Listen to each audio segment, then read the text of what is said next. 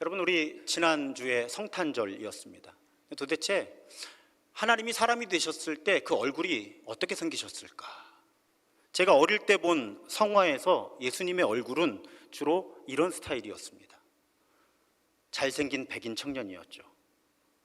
그런데 여러분, 고고학과 법의학이 발달함에 따라서 실제 예수님의 얼굴이 이렇지 않다는 연구 결과들이 계속 나오고 있죠.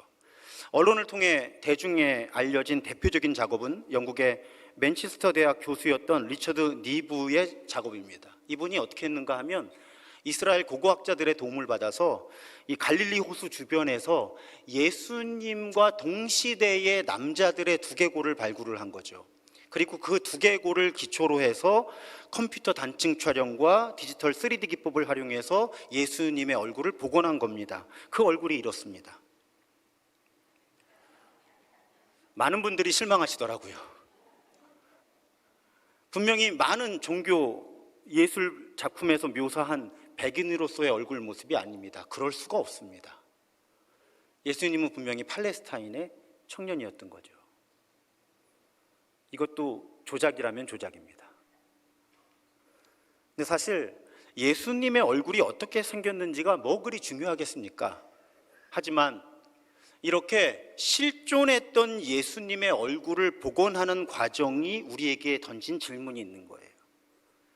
우리가 정말 진짜 예수를 알고 있는가?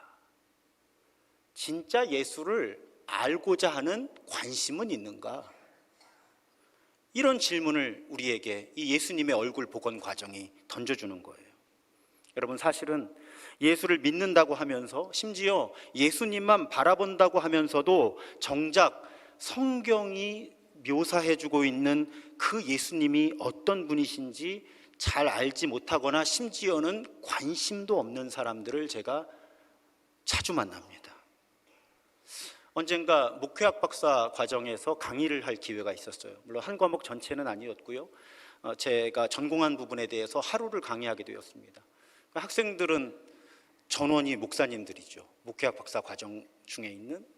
그 중에 한 분이 이제 돌아가면서 서로 자신의 영성 생활에 대해서 이렇게 나누는 과정에서 본인이 예수님만 바라보는 연습을 하고 있고 뭐 영성 일기를 매일 쓰고 있다 이렇게 고백하신 거예요. 근데 그날 제가 이제 강의를 하면서 우리가 아는 예수님과 성경 속의 예수님 얼마나 다를 수 있는지 그 내용을 설명해 드린 거죠.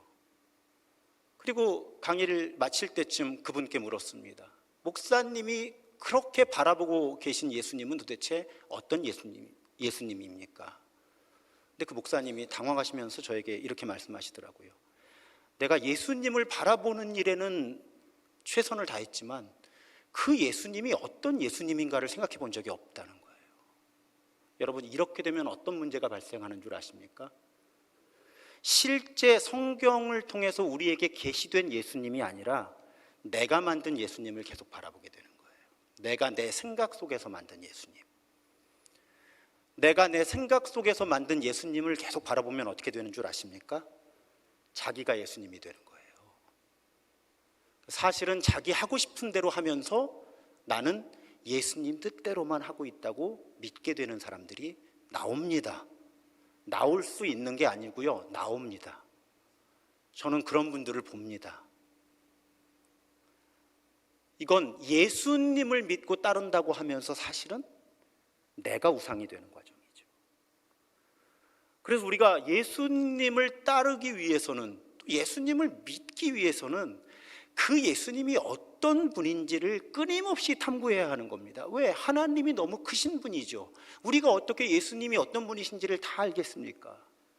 겸손한 마음으로 끊임없이 말씀을 연구하고 묵상하고 기도하면서 예수님이 어떤 분이신지를 알아가고 찾아가지 않으면 우리는 예수 이름으로 우상을 숭배하는 사람들이 될 수 있다는 거죠. 저 예수님 얼굴, 여러분, 잘생긴 백인 청년 얼굴 그려놓고 예수님이 저렇게 생기셨다고 믿어온 거예요. 사실은 예수님은 사실 키가 150cm 되었을 것이다. 평균으로 하면.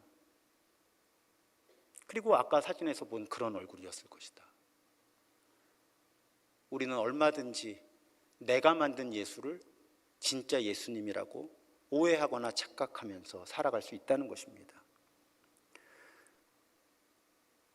성탄절을 지난 첫 번째 주일, 오늘 성서 정과는 우리가 누가복음 2장이 묘사하고 있는 예수님이 어떤 모습이셨는지를 살펴보고 묵상하도록 우리를 안내하고 있어요. 자, 그렇게 오늘 본문을 읽어나갈 때 먼저 우리가 발견하게 되는 것은 참 역설입니다. 하나님의 무기력하심이에요.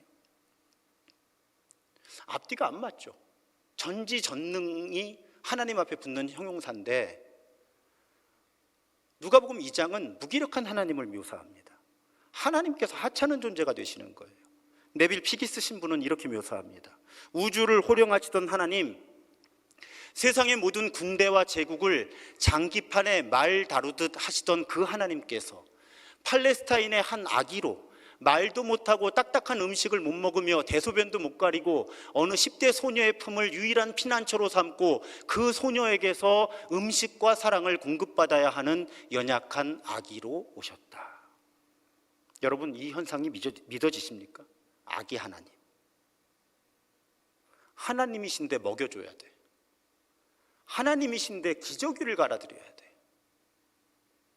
믿어지세요? 아기 하나님 인정하실 수 있으십니까? 저는 사실 청년 때까지 인정하기 어려웠어요. 그런 저를 설득한 논리를 여러분들께 소개하려고 합니다. 대표적으로 프랑스 사회학자이자 신학자였던 자크 엘윌이라고 하는 사람이 하나님의 자기 제한이라는 표현을 제안을 하죠. 하나님이 스스로를 제한하셨다는 거예요. 하나님께서 우리에게 하나님을 보여주시기 위해, 또 우리 사람들과 친밀한 사귐을 이루시기 위해서 하나님께서 스스로를 성육신을 통해 제한하셔서 스스로 무기력, 무능의 과정을 선택하셨다는 것입니다.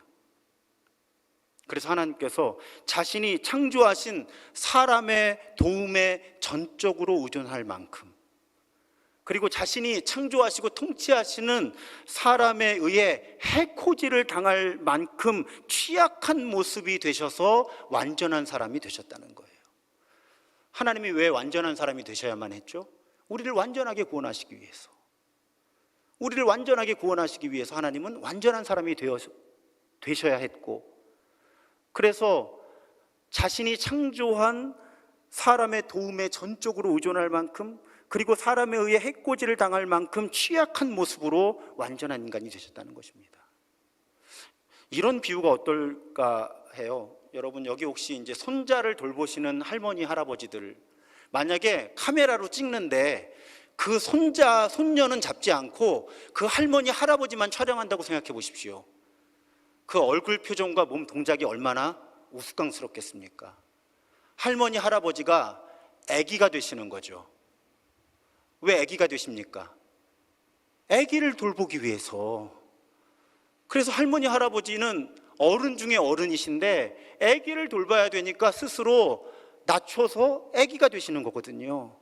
하나님이 사람들에게 하나님이 어떤 분이신지를 이해할 수 있는 눈높이로 보여주시려고, 그리고 느낄 수 있는 거리에서 사람들과 친밀해지시려고, 그리고 무엇보다도 십자가 사건이 일어날 때 완전한 인간으로서 그 죽음을 감당해내시려고 하나님께서 아기 하나님이 되셨다는 것입니다.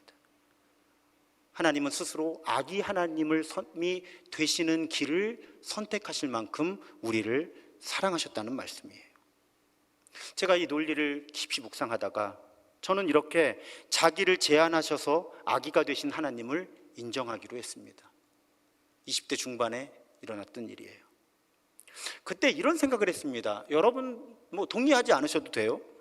여러분, 사실 누군가가 성경을 조작해서 예수님 이야기를 하려고 했다면 저는 굳이 이렇게 아기 하나님이라는 역설을 만들어낼 이유가 없었다고 생각을 하는 거예요.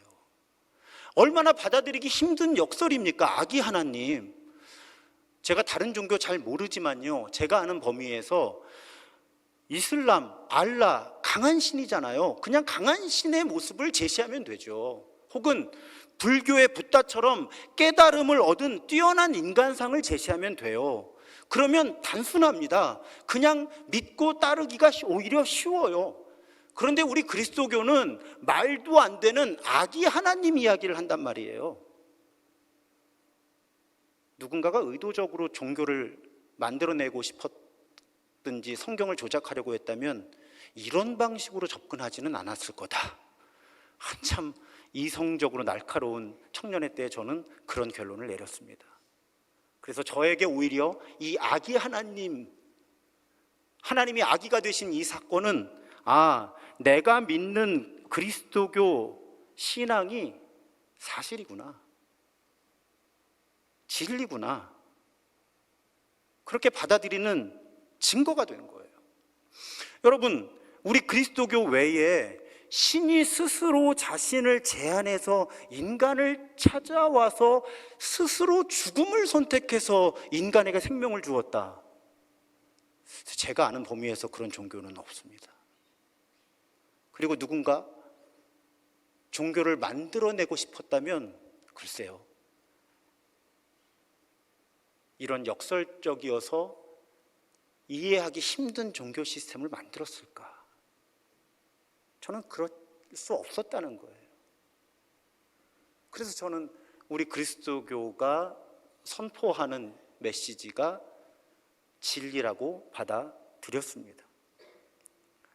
오늘 본문을 살피는 두 번째 관점은, 그럼 무기력해지신 그 아기 예수의 운명을 하나님께서 어떤 사람들에게 맡기고 계시는가 하는 거예요. 자, 하나님이 아기 하나님이 되셔서 무기력해지셨잖아요. 그런데 하나님은 그러면 이 아기 하나님을 어떤 인간들에게 맡기셨는가? 더 쉽게 말씀드리면 예수의 엄마 아빠가 어떤 사람들이었을까? 오늘 본문은 그 명백한 단서를 제공합니다. 22절에서 24절을 보면 반복되는 표현이 있어요. 모세 법대로, 주의 율법에 쓴 바, 또 주의 율법에 말씀하신 대로, 이런 표현이 나오고요. 그렇게 종교적인 규칙들을 잘 지키는데 산비둘기 한 쌍 혹은 어린 집비둘기 둘로 그 종교 예식에 참여했다, 이런 표현입니다. 여기서 두 가지가 명백하게 드러나요. 첫 번째는, 우선 이들은, 이 요셉과 마리아는 하나님 뜻대로 살려고 애쓰는 사람들이었습니다. 이들은 오늘 본문에 보면 모세의 법대로, 율법에 쓰인 바를 율법에 말씀하신 대로, 율법의 관례대로 율법을 따라 행하죠. 이들은 율법에 규정된 아기의 할례, 마다들을 봉헌하는 절차, 또 산모의 정결 예식 전부 철저하게 지키고 있습니다. 하나님 뜻대로, 하나님 말씀대로 살기 위해 애쓴 젊은이들이었어요. 본문이 증언하는 이들의 형편, 명백히 이들은 넉넉하지 못한 형편이었습니다. 아니, 목사님, 그런 단서는 본문에 보이질 않는데요. 명백합니다. 여러분, 이들이 정결 예식하면서 드린 제물이 비둘기였잖아요. 레위기를 아시는 분들 아시죠? 비둘기는 어떤 사람들이 가져가는 거죠? 우리 하나님이 공평하신 하나님이잖아요. 돈이 없어서 하나님께 제사를 못 지내는 사람들이 없도록 아주 권력이 많고 부유한 사람들은 소, 그 다음에 보통 양과 염소, 그 형편에도 미치지 못하는 사람들이 비둘기예요. 그러니까 이들이 이렇게 철저하게 율법에 따라 종교 절차에 참여하면서도 비둘기를 제물로 가져갔다는 건 그만큼 이들의 형편이 상대적으로 넉넉하지 못했다는 뜻입니다. 그러니 목수였던 요셉과 그 아내 마리아, 이들이 이룬 가정 형편이 그리 넉넉하지 못했음을 우리는 본문을 통해 확인할 수 있는 거죠. 그럼 여러분, 우리는 하나님께서 아기 하나님을 어떤 사람들에게 맡기셨는지에 대한 답을 얻습니다.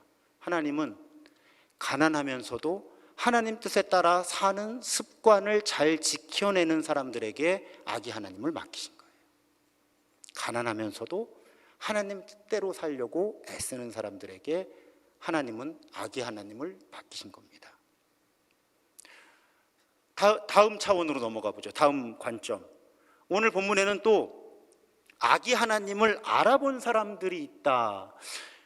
성경이 익숙한 분들은 그게 안 신기하실지 모르겠는데 조금만 생각해 보죠, 여러분. 예수님께서 나중에 성인이 되신 후에 메시아로서 공식적인 활동을 시작하셨어요. 그때 많은 이적을 행하셨습니다. 기적을 행하신 거예요. 그리고 당시 종교 지도자들, 율법 전문가들도 논박하기 힘든 가르침을 쏟아내셨어요. 그런데도 예수님을 메시아로 알아보지 못한 사람들이 많았습니다. 막 죽은 사람도 살리고, 율법 전문가들을 꼼짝 못하게 하는 성경 해석을 하시는데도 예수님이 메시아라는 걸 알아보지 못한 사람들이 많았어요. 그런데 여러분, 지금 누가복음 2장의 시점은 예수께서 태어나시고 8일 지난 시점이에요. 8일.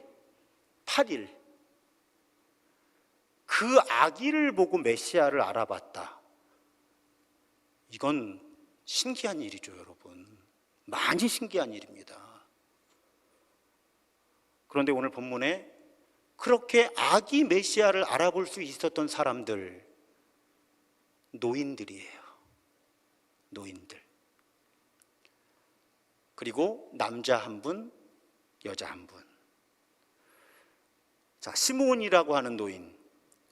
이스라엘의 위로, 그러니까 메시아를 기다리던 분이죠. 메시아를 기다리면서 의롭게 살았고 경건하게 살았습니다. 성령이 함께 하시던 사람이라고 본문이 소개를 해요. 근데 이 할아버지가 고작 태어난 지 8일 정도밖에 되지 않는 아기가 메시아 그리스도임을 한눈에 알아봅니다. 그리고 뭐라고 말하죠? 이제 내가 그리스도를 만났으니, 메시아를 만났으니 우리 표현으로 하면 이제 죽어도 여한이 없습니다. 하나님, 이제 제 소명을 다했으니 저를 평안히 데려가 주십시오. 그러니 아주 연로한 노인이었다는 사실을 우리는 알 수 있죠. 마찬가지로 한 여성, 할머니가 등장합니다. 성전을 떠나지 않고 금식하며 기도하던 여선지자 안나. 이분도 예수를 알아봐요. 난 지 8일밖에 안 된 아기를 보고 메시아라고 고백합니다. 또 예루살렘의 속량, 해방, 구원을 바라는 모든 사람에게 이 아기가 메시아다 선포해요. 이 안나는 어떤 여성입니까? 결혼한 지 7년 만에 사별을 하고 남은 생애를 과부로 보내서 나이가 구체적으로 본문에 기록되어 있는데 84세. 그럼 여러분, 이 당시에 10대 중반에 결혼했다고 치고, 그럼 20대 초반부터 80대 중반까지, 그러니까 이 안나는 긴 세월 외롭게 살아온 경건한 할머니였던 거죠. 당시 평균 수명을 생각할 때 사실 이분도 그리 남은 수명이 길지 않은 그런 노인이었습니다. 그런데 이 할머니, 할아버지 두 분이 예수께서 이 세상, 모든 창조세계, 이스라엘뿐 아니라 모든 민족의 구속, 속량, 해방을 위해 오신 분이다. 그런데 이 세상의 빛으로 이분이 오셨는데 어둠이 이분을 알아보지 못해서 이분이 고난을 받으실 거다. 그것까지 정확하게 예언을 하는 거죠. 여러분, 당시에 성전에 얼마나 많은 사람들이 있었겠습니까? 그런데 아기 예수를 알아보고 이분이 누구이며 무슨 일을 하실 것인지를 예언한 사람들은 젊은이들이 아니라 모두 노인이었다는 거예요. 적어도 누가복음의 저자는 의도적으로 두 노인만을 기록하고 있습니다. 여기에 분명하게 드러나는 구도가 있죠. 이 성경을 기록하게 하신 성령 하나님의 의도가 있습니다. 여러분, 우주의 중심이신 하나님께서 우리를 사랑하셔서 우리를 구원하시기 위해서 자신을 제한하셔서 지구라는 별에, 팔레스타인 땅이라고 하는 변방에, 그것도 나사렛이라고 하는 변두리 마을로 오신 거예요. 그런데 변두리로 오신 하나님께서는 이 세상에서는 주류에 편입될 수 없어서 비주류에 있었던, 변두리에 있었던 사람들을 통해서 메시아로서의 사역을 준비하신 거죠. 여러분, 이 누가복음 1장과 2장에 누가 있느냐를 관찰하는 것도 중요하지만 누가 없느냐의 문제도 중요합니다. 적어도 이 대목에서 정치적, 종교적, 경제적 주류들은 없습니다. 여러분, 여기에 왕을 포함한 정치 지도자들이 등장하지 않죠. 부유한 사람도 등장하지 않고, 심지어는 종교 지도자들도 등장하지를 않아요. 메시아가 오셨는데 종교 지도자들의 모습이 보이질 않습니다. 명백한 의도가 있는 거죠, 성경에. 누가복음, 복음서, 나아가 성경 전체가 보여주는 하나님의 나라는 가난한 자와 부한 자, 남자와 여자 모두를 포괄한다는 것이죠. 그래서 노인 두 사람의 이름이 나오는데 남자 한 사람, 여자 한 사람. 요셉과 마리아라는 젊은이가 소개되면서 시므온과 안나라는 노인들이 소개가 되고, 하나님의 나라가 어떤 곳인지를 우리에게 보여주시기 위해서 성경은 의도적으로 등장인물들을 설정하고 있는 거죠. 이 대목을 이렇게 묵상하다가 6411번 버스가 떠올랐습니다. 노회찬이라고 하는 정치인이 연설을 했죠. 6411번 버스를 아십니까? 이 버스가 구로에 주로 영세민들이 사는 곳에서 새벽 4시, 4시 5분, 지금은 4시에 2대가 출발한다고 해요. 오늘 아침에 검색해 보니까. 본래 4시, 4시 5분에 버스가 떠납니다. 그래서 강남 한복판을 통과하는 버스예요. 새벽 4시, 4시 5분 첫 차가 이미 몇 정거장 못 가서 꽉 찹니다. 주로 어떤 사람들이 그 버스에 오릅니까? 강남의 빌딩들을 청소하러 가는 50대, 60대 청소 노동자들이 그 버스에 오릅니다. 그래서 노회찬 씨가 그렇게 연설을 하죠. 이 버스에 타는 사람들은 아마도 피곤해서 저녁 뉴스도 보지 못하고 어떤 사람이 정치를 하는지도 알지 못하지만 정치가 이런 분들을 위해야 하지 않겠습니까? 근데 여러분, 또 진보 정치인만 언급하면 또 불편하신 분들 계실까 봐 검색해 봤더니 바로 얼마 전에 한덕수 국무총리가 건의를 해서 146번 버스의 첫차 시간을 당깁니다. 비슷한 사람들이 이용하는 버스예요. 그러면서 조선일보에서도 칼럼을 썼더라고요.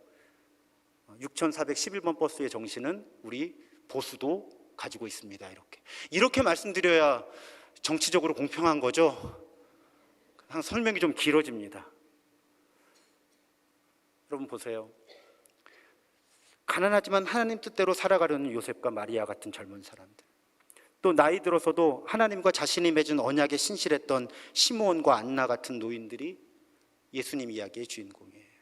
만약에 예수님이 지금 이 땅에 오신다면 6411번 버스 4시 첫 차에 오르셔서 일하러 나가는 사람들하고 함께 이야기 나누시지 않을까. 성경을 묵상하면 그렇게 믿을 수밖에 없습니다. 그리고 이 이야기는 우리에게 위로와 소망의 메시지가 되죠. 우리 가운데도 그리 가진 것이 넉넉하지 않지만 주어진 여건 속에서 하나님의 뜻이 무엇인지를 분별하고 그 뜻대로 살려고 애쓰는 젊은 분들이 계시죠. 또 우리 가운데 어떤 분들이 계십니까? 노인이 되었고 나이가 들어가는데 그렇게 이룬 것도 없고 이제 나이 들어서 내가 할 수 있는 일도 없다, 이렇게 낙심하고 계신 어르신들도 계시잖아요. 근데 오늘 누가복음은 바로 그런 분들을 통해서 하나님께서 하나님을 드러내신다고 하는 거죠. 하나님께서 아기가 되셔서 이 세상을 구원하시려 했을 때 바로 그런 사람들을 선택하셨다는 것입니다. 그렇게 생각해 보면요, 여러분, 제가 다른 종교와 비교해서 생각을 참 많이 하죠. 유교 생각 한번 해볼까요? 오늘 노인들이 영적인 분별력이 있어서, 영적인 시력이 있어서 아기 하나님을 알아보았다. 근데 여러분, 공자가 어떻게 가르칩니까? 40살이 되어서는 미혹되지 않았고 그래서 불혹이라고 하죠. 50에는 하늘의 명을 알았다, 지천명이라고 하죠. 60살이 되니까 귀에 거슬리는 이야기가 없었고, 왜? 세상의 이치를 많이 이해하게 되었고 포용하게 되어서 이제 어떤 이야기를 들어도 귀에 거슬리는 법이 없었고 60이 되었더니 그래서 이순이라고 부르죠. 70살이 되니 마음 내키는 대로 살아도 법도를 넘어서지 않더라. 그래서 종심이라고 부릅니다. 이른을. 나이를 잘 먹으면 70살쯤 돼서는 뭐 조심할 거 없이 그냥 하고 싶은 대로 막 해도 법도를 벗어나지 않게 되더라. 그러니 여러분, 공자가 관찰한 인생도 제대로 나이 먹으면 성숙해지는 과정인 거죠. 성경이 묘사하는 노인들의 모습도 제대로 나이 먹으면 더 영적으로 성숙해지는, 거룩해지는 과정이라고 하는 거죠. 제가 수요 치유 예배에, 우리 교회도 어르신들이 많이 계시니까 나이듦, 치매 이런 주제를 많이 다뤄왔어요. 수요 치유 예배에서. 그때 제가 그런 말씀 드렸습니다. 사회가 너무 물질주의화되고 천박한 자본주의에 휩싸이니까 사람을 생산성으로 보는 거예요. 사람을 생산성으로 판단하니까 노인들은 가치가 없는 사람이라는 말도 안 되는 질서가 우리 사회에 형성이 되는 거죠. 여러분, 교회는 분별력이 있어야 하는 거예요. 교회에서 노인의 의미, 더 거룩한 사람들입니다. 더 분별력 있는 사람들인 거예요. 성경이 그렇게 증언을 하잖아요. 태어난 지 8일밖에 안 되는 아기를 보고 메시아를 고백할 수 있었던 사람들은 노인들이었다고요. 여러분, 가만히 따져보세요. 우리가 성령 충만을 경험하지 못하는 가장 큰 이유는 내 자아의 힘이 강해서 그런 거예요. 성령님은 분명히 우리 안에 계시고 우리를 이끌어가기 원하시는데 내 자아가 강하니까 성령님의 이끄심을 따르지 못하는 거예요. 그래서 성령 충만을 경험하기 힘든 거예요. 그러면 어떤 사람들이 더 성령 충만의 가능성이 열리는 거예요? 힘이 없는 사람들, 약한 사람들. 그러니 여러분, 나이 들어가면서 내 자아를 잘 다스리고 소유와 성취에 대한 욕심을 내려놓을 수 있게 되면 오히려 노인이 될수록 더 성령 충만해지고 성령님에 이끌려 살아갈 수 있는 가능성이 높아지는 거죠. 성경은 그런 노인들의 모습을 우리들에게 소개하고 있는 거예요. 그래서 여러분, 성숙하게 나이 들어가는 것은, 아름답게 나이 들어가는 것은 복입니다. 복이에요. 거룩해지는 과정이에요. 완전한 구원을 향해 한 걸음을 더 내딛는 겁니다. 오늘 하루 지나면 한 살 더 먹는다고 좌절하지 마십시오. 그만큼 더 거룩해지는 거예요. 그만큼 더 완전함을 향한 발걸음을 내딛는 겁니다. 성경은 그렇게 우리에게 말씀하고 있어요. 초대 사막 교부들 가운데 안토니라고 하는 분이 계신데, 이분을 빼놓고 그리스도교 영성, 특히 수도원 영성을 이야기할 수 없습니다. 아주 영향력이 강한 분이에요. 지금까지도. 이분이 AD 251년에 중부 이집트의 부유한 그리스도인의 가정에서 태어납니다. 그런데 18살 즈음에 부모님이 세상을 떠나시고 이제 가정을 책임지게 돼요. 부자죠. 그러던 어느 날 예수님께서 부자 청년에게 하신 말씀이 가슴을 파고듭니다. 마태복음 19장 21절에 뭐라고 되어 있죠? 네가, 부자 청년에게 예수님이, 네가 온전하고자 할진대 가서 네 소유를 팔아 가난한 자들에게 주라. 그리하면 하늘의 보화가 너에게 있으리라. 그래서 여러분, 이 부자 청년이, 이 안토니가 그 말씀에 순종해서 엄청나게 상속받은 재산을 전부 가난한 사람 나눠주고 사막에 가서 수도 생활을 시작하는 거예요. 지금도 교회 영적 스승으로 기억이 되죠. 근데 이분의 금욕적인 수도 생활이 어느 수준이었는가 하면, 얼마나 엄격했는가 하면 빵하고 소금하고 물만 가지고 하루에 한 끼를 식사를 하는 거예요. 근데 그나마 일주일에 이틀에서 5회 금식했다고 합니다. 이런 엄격한 금욕주의 수도원 생활을 했던 사람이에요. 근데 어느 날 이 안토니가 하나님의 음성을 듣습니다. 안토니, 네가 아무리 경건하게 살고자 해도 저 알렉산드리아에 신발 고치는 노인만 못하다? 하나님 그렇게 던지신 거예요. 근데 그 말이 계속 안토니의 마음속에 남습니다. 아니, 내가 전 재산을 다 팔아서 가난한 사람을 주고 지금 이 사막에서 이렇게 엄격한 금욕 생활을 하면서 하나님과 사귐을 이어가고 있는데, 아니 어떻게 알렉산드리아에 신발 고치는 노인이면 삶의 형편이 좋지 않을 텐데 어떻게 내가 그런 사람보다 경건하지 못할 수가 있지? 고민하다가 이분이 알렉산드리아의 그 노인을 찾아가요. 그 노인을 만나고 안토니가 묻습니다. 도대체 어떻게 사십니까? 그랬더니 그 노인이 그냥 시큰둥 대답하는 거예요. 전 그냥 너무 가난해서 그냥 하루 종일 다른 사람 신발 고쳐주고요, 저녁에는 가족들 모여서 예배하고 아이들에게 하나님 공경하는 법 배우게 하는, 저는 그냥 그게 다인데요. 특별한 게 없는데요.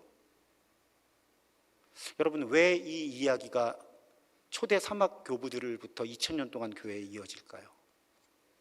여러분, 수도원에서 엄격한 금욕 생활을 하는 것보다 일상에서 먹고 살면서 하나님 뜻대로 사는 게 더 어려운 거예요.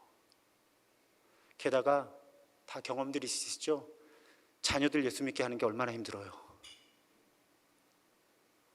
그래서 이 전 재산을 다 바치고 엄청난 금욕 생활을 하던 안토니도 위대하지만 하나님이 일깨워 주시는 거예요. 진정한 거룩함은, 진정한 위대함은, 진정 예수를 따라 사는 삶은 일상에서 먹고 살면서 예수님대로 살려고 애쓰는 것, 그리고 가족들 잘 돌보면서 나를 통해 우리 자녀, 손자, 손녀들이 예수를 그리스도로, 주님으로 고백하게 하는 것, 그게 더 어렵다는 거예요. 제가 가끔 말씀드리잖아요.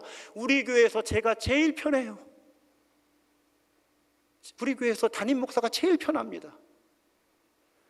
저는 교회 안에만 있으면 여러분들이 담임 목사로 그냥 인정해 주시잖아요.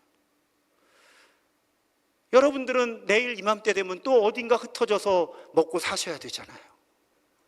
먹고 살려다 보면 정말, 내가 우리 교인들한테도 가끔 얘기해요. 힘들어 하시는 분들한테 사표 써서 그냥 안주머니에 넣고 다니시라고, 확 내버리시라고. 그냥 얼마나 힘들어. 또 세상에서는 다 관행이라고 괜찮다고 하는데 우리가 하나님 나라 법도를 알다 보니까 갈등이 생기잖아요. 이게 다 관행에서 괜찮다고 그러는 건데 내 신앙인으로서의 양심에 부딪히니 어쩌면 좋으냐. 우리 이런 경험들 그래도 한 주 지나다 보면 한두 번씩 하잖아요. 그럼 여러분 얼마나 힘드세요. 이 안토니 이야기가 우리에게 그 위로를 주는 거예요. 전 재산 다 팔고 수도 생활을 하는 그것도 위대하지만 일상을 살아가며 먹고 살며 가족들 돌보면서 그렇게 하나님의 사람으로 살아가는 삶이 못지않게 의미 있고 거룩하고 아름다운 삶이라는 것입니다. 이 이야기로 여러분 모두를 위로하고 축복합니다. 담임 목사로서 바라기는 2024년 새해에 여러분 모두의 삶의 형편이 지금보다 나아지기를 주님의 이름으로 축복합니다. 꼭 그랬으면 좋겠어요. 하지만 여러분, 혹시 그렇지 못해도 때로는 기대와는 다르게 우리 삶의 형편이 나빠져도 그 좋지 않은 형편 속에서, 아니 좋지 않은 형편 때문에 더욱 예수님의 사람으로 빚어지는 우리가 되기를 또한 주님의 이름으로 축복합니다. 그게 진짜 예수님의 사람들이거든요. 하나님이 나에게 이런 소유를 주셨다, 이런 성취를 이루셨다고 자랑하는 사람들도 예수님의 사람일 수 있겠지만 반대로 진정 예수님의 사람들은 내 가진 것이 없고 이룬 것이 없고 기력이 없지만 예수님 따라 살기 원합니다 고백하면서 하루하루를 버텨내고 살아내는 사람들, 우리 새해에 더욱 그런 예수님의 사람으로 빚어지고 살아낼 수 있게 되기를 주님의 이름으로 축복하며 부탁합니다.